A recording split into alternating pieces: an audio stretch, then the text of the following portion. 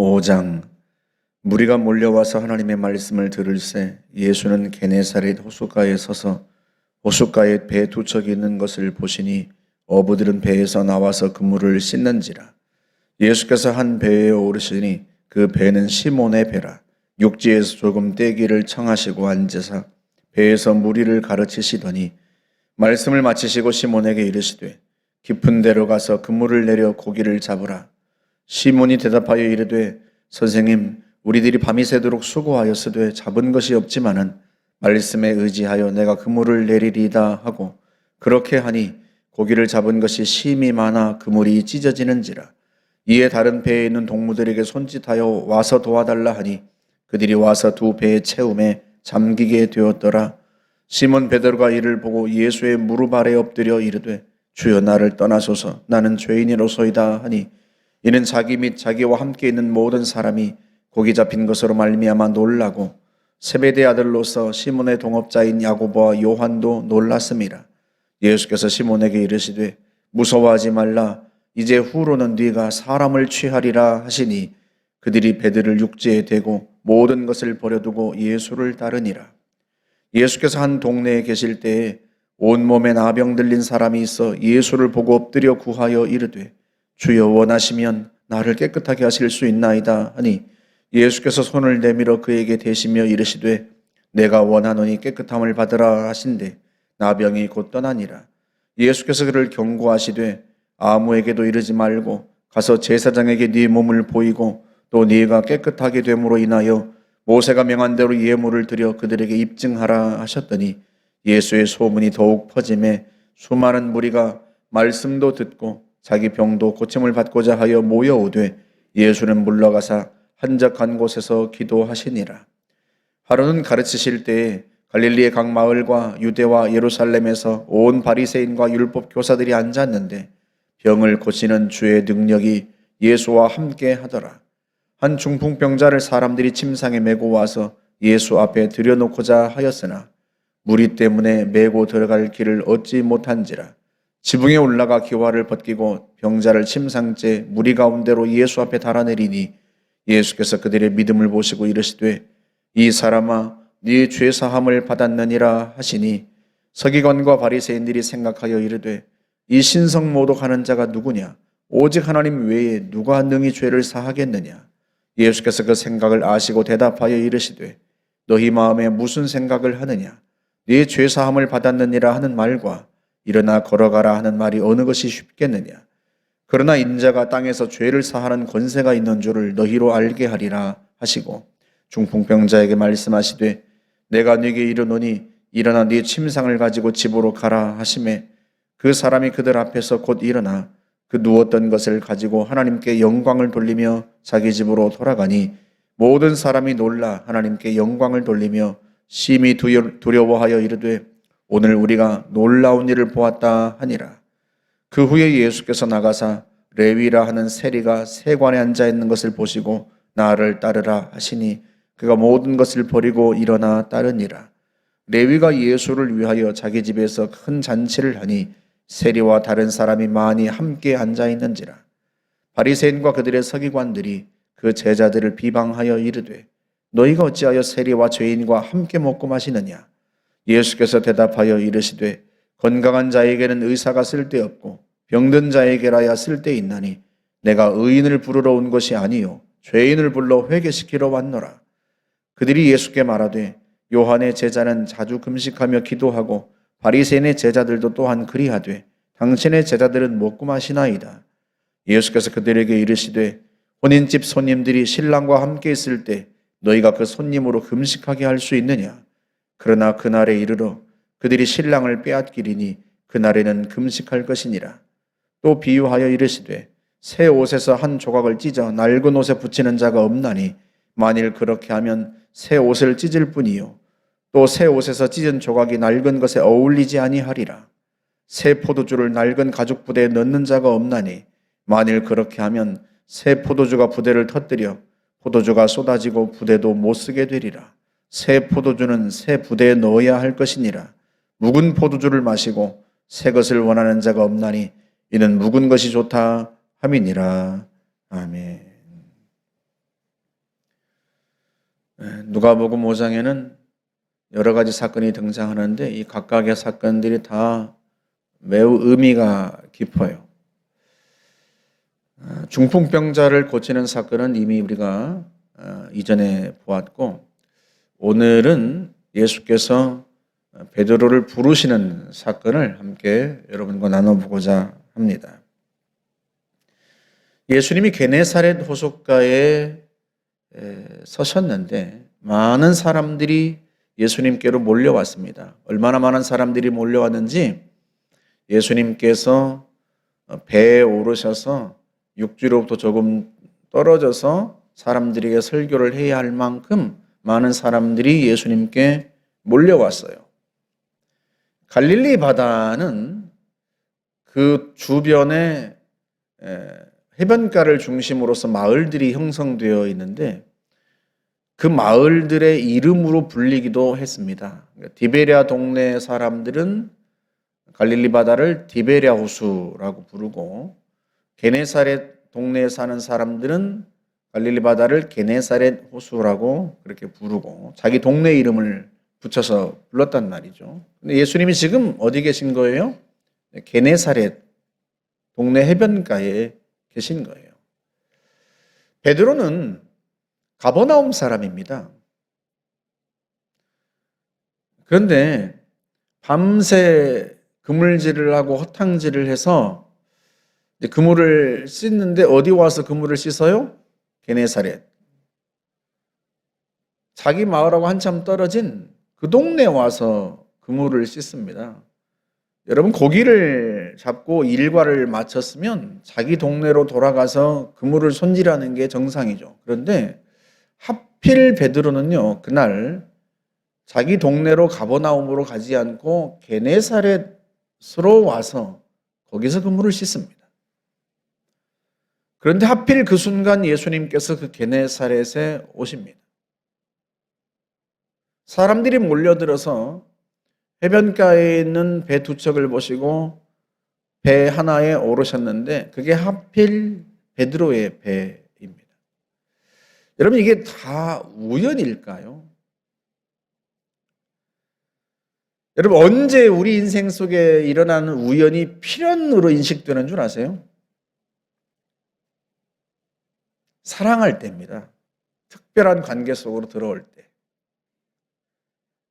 남녀가 두 사람이 만나서 연인이 되고 나면요, 지나친 모든 일들이 다 그때 필연으로 느껴져요. 두 사람이 우연히 함께 강의를 들었던 일, 그날 하필 비가 와서 우산을 함께 썼던 일, 이 모든 일들이요, 지나간 과거 그 모든 사건이 비로소 운명처럼 느껴지고 필연처럼 느껴집니다. 여러분, 하나님과의 관계도 그래요. 주님이 우리를 예정하셨다. 우리를 선택하셨다. 여러분, 그걸 언제 느끼셨어요? 주님을 만났을 때. 주님을 인격적으로 만났을 때. 그때 비로소 주님이 나를 선택하셨구나. 그걸 깨닫게 됩니다. 지나온 모든 과거에 주님이 나를 부르시기 위하여서 했던 그 모든 일들이 떠오르고요. 그게 그제서야 필연으로 느껴져요. 하나님과의 관계 속으로 들어오면, 하나님과 비로소 1대1의 특별한 관계를 맺고 나면 지나온 모든 삶이 우연이 아니라 그게 하나님이 나를 부르시고 나를 선택하시기 위하여, 나를 만나기 위하여 계획하신 필연으로 느껴집니다. 그걸 예정이라고 우리가 부르죠. 과연 베드로가 자기 배에 오르셔서 말씀을 전하시는 예수님의 설교를 그물을 손질하며 묵묵히 듣습니다. 예수님이 해변가에 서 있는 많은 사람들을 향하여 설교하시지만 사실은 그 설교를 제일 가까이에서 제일 분명하게 듣는 사람이 누구예요? 베드로입니다. 그런데 예수님께서 설교를 마치시고 나서 베드로에게 말씀하세요. 깊은 데로 가서 그물을 내려 고기를 잡으라. 평소 때와 같았으면요, 그 말을 흘려들었을 거예요. 그런데 베드로는 그곳에서 자기 배에서 예수님이 하시는 설교를, 그 말씀을 들었습니다. 그러니 그 말씀을요, 주님의 깊은 데로 가서 그물을 내리라는 말씀을 흘려보낼 수가 없는 거죠. 선생님, 내가 밤이 새도록 그물질을 하였으되 잡은 것이 없지만은 말씀에 의지하여 내가 그물을 내리리이다. 말씀에 의지하여, 말씀을 따라, 말씀에 순종하여, 그 말씀이 단순히 깊은 데로 가라 하는 그 말씀만이 아니라 자기가 배에서 들었던 그 예수님의 말씀, 서기관들과 바리새인들과 율법 교사와는 다르게 느껴지는 그 주님의 말씀 때문이란 말이죠. 예수님은 배에서 내리고 베드로는요, 깊은 데로 갑니다. 여러분, 그때 배가 우리처럼 모터를 단 배가 아니에요. 크지 않은 노를 젓는 배이고 거기에 돛이 있습니다. 여러분, 깊은 데까지 가는 동안에 예수님은 가실 길을 가시면 돼요. 그런데 예수님께서 그 해변가에서 떠나지 않으시고 거기서 한참을 기다리십니다. 여러분, 노를 저어서 깊은 데까지 가는 시간, 그물을 내리는 시간, 그물을 내렸다가 한참 있다가 다시 그물을 올리는 시간. 여러분, 그물을 내렸다가 바로 걷어 올리는 게 아니에요. 그물을 올렸는데요, 얼마나 많은 물고기가 잡히는지 그물이 찢어집니다.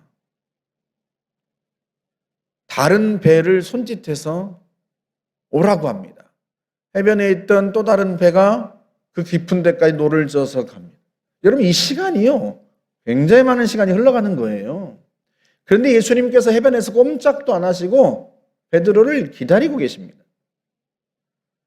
베드로가 두 배의 물고기를 가득 채우고 다시 노를 저어서 힘겹게 해변가에 나와보니 예수님이 그대로 계시는 거죠.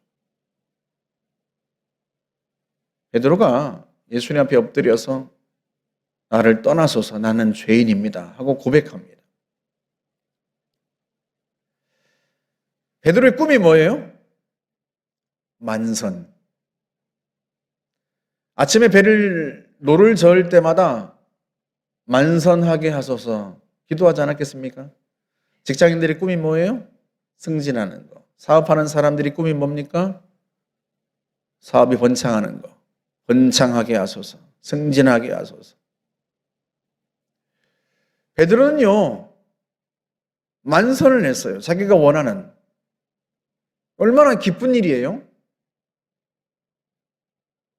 허탕질을 하고 물고기를 한 마리도 잡지 못한 채 집에 돌아갈까 부끄러워서 차마 자기 동네로 가지 못하고 게네사렛에서 와서 그물을 씻었는지 모르는데 만선을 했으니, 여러분, 우리 같으면 상식적으로 얼른 자기 동네로 가서 그 많은 물고기를 자랑하고 아내에게 결혼했으니까 자랑할 법도 한데, 베드로가 예수님께 와서 나를 떠나소서 그렇게 말합니다. 예수님만 계시면 자기가 매일 만선할 수 있잖아요. 아, 이분은 물고기가 어디 있는 줄 아는구나. 예수님만 따라다니면, 예수님만 붙잡으면 만선할 수 있잖아요. 그런데 베드로가 거꾸로 예수님께 떠나라고 말씀드립니다. 왜? 나는 죄인입니다. 다시 말하면 그 순간 부끄러움을 느낀 거예요. 우리가 예수님을 만나고 나서 제일 먼저 느꼈던 감정이 뭐예요? 부끄러움입니다. 나의 죄가 비로소 보이고 내 삶이 잘못되었다는 것이 비로소 깨달아지고, 예수님을 만나고 나서 우리는 비로소요, 우리의 죄에 대한 인식이 생겨요. 내 삶이 잘못되었다는 인식이 생겨요. 내 삶의 방향과 목적이 잘못되었다는 인식이 생겨요. 제가 고등학생 때 예수님을 만나고 나서도 제일 먼저 인식된 게 내 삶의 목표가 잘못되었다. 내 죄와 함께 내가 인생의 방향이 잘못되었다. 내 인생의 목표가 잘못되었다는 게 인식돼요. 그 어린 고등학생도. 그래서 기도하는 거예요. 주님, 제가 그러면 어떻게 살면 됩니까? 제가 무엇을 위해 살까요?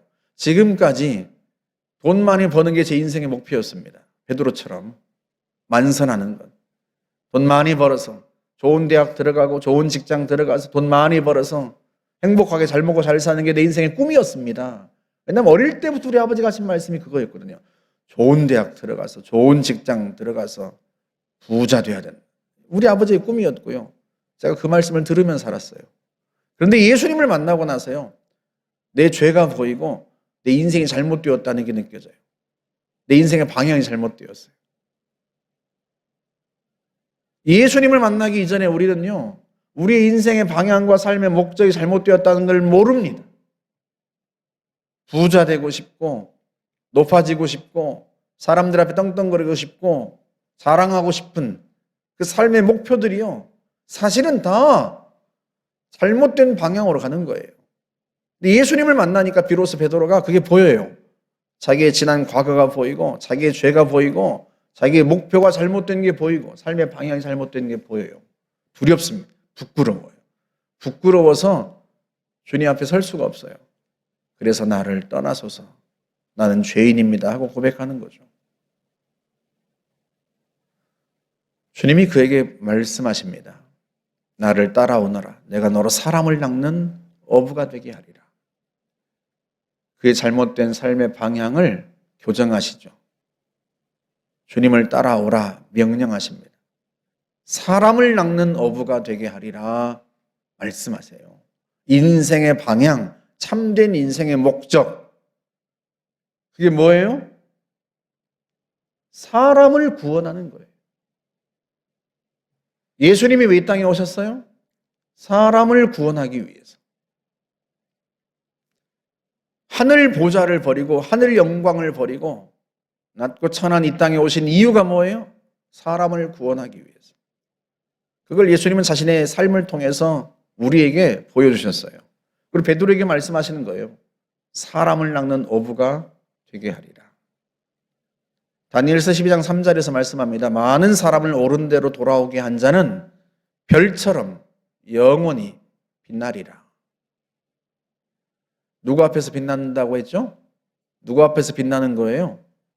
하나님 앞에서, 사람들 앞에서. 우리의 인생이 영원히 빛나기를 원하면 하나님은 우리에게 주신 직업, 직장, 재능, 지식, 능력, 지혜, 재정, 그 모든 것으로 사람을 살리는 거예요. 사람을 구원해야 돼요. 그것이 인생의 바른 방향입니다. 주님이 우리를 모두 사람을 구원하는 빛나는 삶을 살아가게 하기 위해서 필연으로 우리에게 찾아오시고 우리를 선택하시고 부르십니다. 그 주님을 따라 우리 인생길을 가는 거예요. 여러분, 다 목사들이 하는 얘기가 아니에요. 그게 아니라 하나님이 내게 주신 영역, 직장과 학교와 가정, 모든 영역 속에서 사람을 구원하는 거예요. 내게 주신 기회로, 내게 주신 시간, 건강, 재정으로, 능력으로, 재능으로 사람을 구원하는 것입니다. 내게 만나게 한 사람들, 내게 붙여주는 사람들, 그들을 구원하는 거예요. 어부가 물고기를 보면 잡죠. 물고기를 보고도 그냥 보내는 어부가 어디 있겠어요? 하나님이 내게 붙여주신 사람들이 다 나에게 주신 사람들이에요. 내가 만나는 사람들, 내 주변에 있는 사람들, 그들과의 만남이 우연이겠습니까? 하나님과의 만남이, 하나님을 만나고 나서 내가 지나온 모든 삶이 주님이 나를 만나기 위한 필연으로 비로소 인식되고 주님이 나를 예정하시고 선택하셨다는 것을 알게 되는 것처럼 내가 만나는 모든 사람들이요, 주님이 필연으로 나에게 다 붙여주신 거예요. 그들을 위해 기도하고 그들을 구원하고 그들의 인생이 변하도록 그들이 주님을 따라 바른 방향의 삶을 살아갈 수 있도록 돕는 것이 주님 우리에게 주신 사명이에요. 목사에게만 주신 사명이 아니라 우리 모두에게 주신 사명이고, 우리가 그렇게 살아갈 때 우리의 인생이 가장 빛나고 아름답습니다. 저와 여러분들이 주님의 명령을 따라 주님을 따라 사람을 구원하는 아름다운 인생을 살아가시기를 주님의 이름으로 축복합니다. 함께 기도하겠습니다. 좋으신 하나님 감사합니다. 죄인인 우리에게 오셔서 우리를 만나주시고 구원하셔서 가장 빛나고 아름다운 인생을 살아갈 수 있도록 이끄시고 인도하시니 참으로 감사합니다. 좋으신 하나님, 우리에게 주신 장소, 우리에게 주신 직업, 우리에게 주신 재능과 재정과 지식 모든 것으로 사람을 구원하고 참으로 하나님 기뻐하시는 일을 하기 원합니다. 우리를 도우시고 주의 영으로 우리를 충만케 하여 주옵소서. 예수님의 이름으로 기도하옵나이다. 아멘.